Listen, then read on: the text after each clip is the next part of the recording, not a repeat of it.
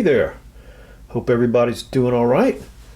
So I've got something really cool and rare to show you. No great reveal here, I guess, because of the title and maybe the picture I put on the video. But what you're looking at there on the table at first just appears to be a World War II era military pocket knife.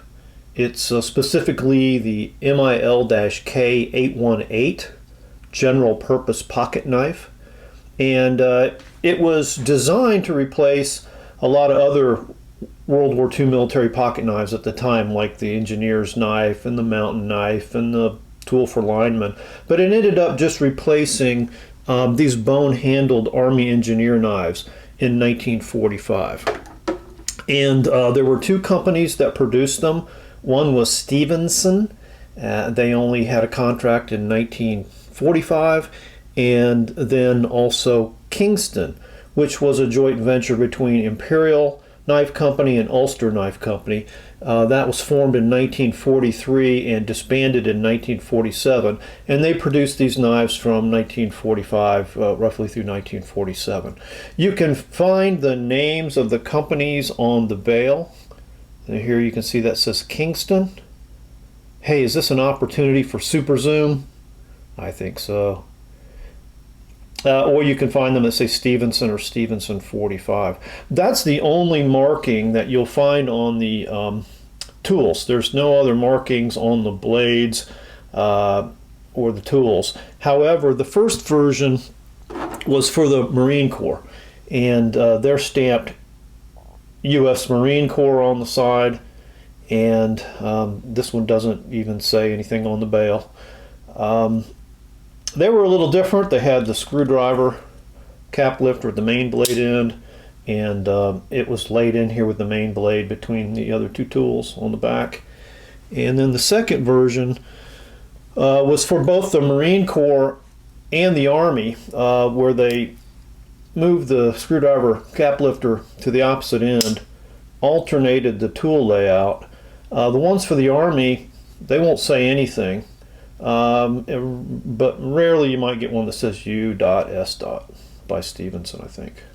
So I know I've covered all this before in other videos, but hang with me because this is kind of interesting. But just quickly, the construction of these knives, you know, they're like 3 3/4 inches long. They're a 4-bladed utility or scout or camp style knife. The original ones in World War II had some type of rust-proof metal for the handles. It's not stainless steel from what I understand, and it does not clean up like stainless steel. The tools, the blade and tools were carbon steel, and the liners were brass. Now, these went away after the war, 1947, but they came back in the 50s. Well, actually, one popped up in 1949. It was a Camillus, stamped Camillus, and also date stamped on the tang, 1949.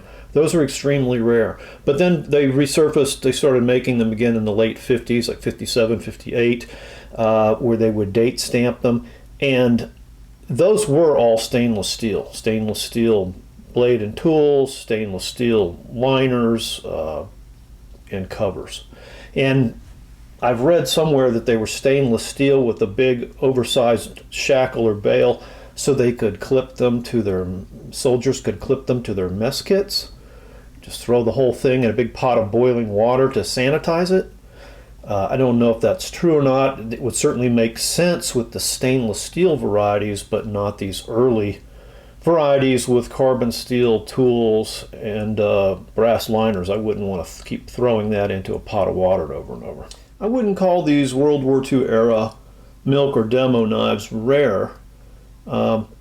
You can always go on eBay and find 2 or 3 of them for sale. They're scarce, and they're certainly harder to get in the Marine Corps version. But this knife in particular is rare, and what makes it rare is this and this alone.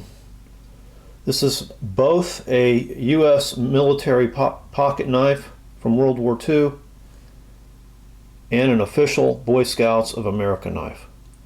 Here you can see a very weak blade etch. It reads official knife Boy Scouts of America with the first class emblem there turns sideways, which is a little unusual. They're usually oriented this way, but you do see that on some of the older official Boy Scout knives. So this obviously was Army surplus that was repurposed after the war, either sold or given over to the Boy Scouts to use as official Boy Scout knives. I don't know. This is the only feature or characteristic of this knife that designates it as a Boy Scout knife. And I think that's one of the things that makes this so rare. I don't know how long these were provided to the Boy Scouts or how many they sold to boys, but I do know the etch is extremely weak. And so if you lose the etch on the knife, you can't tell if it's a Boy Scout knife or not. It just looks like another World War II Army knife. So you wonder how many of these you see out there that maybe were Boy Scout knives, but the etch is completely gone. But I don't know, if I were a boy after World War II and I was in the Scouts and I was picking out my knife, this is the one I would go for. I mean, just like the one your dad might have had or your uncle or something like that in the war. Very cool. Let's just look at the rest of the knife. Again, that's the main blade. There are no tang stamps. It does have an awl. Again, these are carbon steel tools. On this version, the screwdriver cap lifter is on the bail end. It does have a knurled knob to assist in opening it. This knife has good snap. I have cleaned it, but of course, I was very careful to not disturb that etch on the main blade. And then here's the safety style can opener on the main blade end on this Army version. So this knife does appear in both of my reference books on official Scout knives. It's in 600 Scout Knives on page 31. They just give Kingston one little paragraph and no pictures or anything, and give the maximum possible years as 1945 to 1947. Again, that's when this knife was actually produced. How long it might have been offered in this version to the Boy Scouts, I'm not sure. And then it appears on page 19 in official Scout blades, and they've actually got it under Imperial knives, even though it's a Kingston, a joint venture between Imperial and Ulster. And they just date it kind of as circa 1945.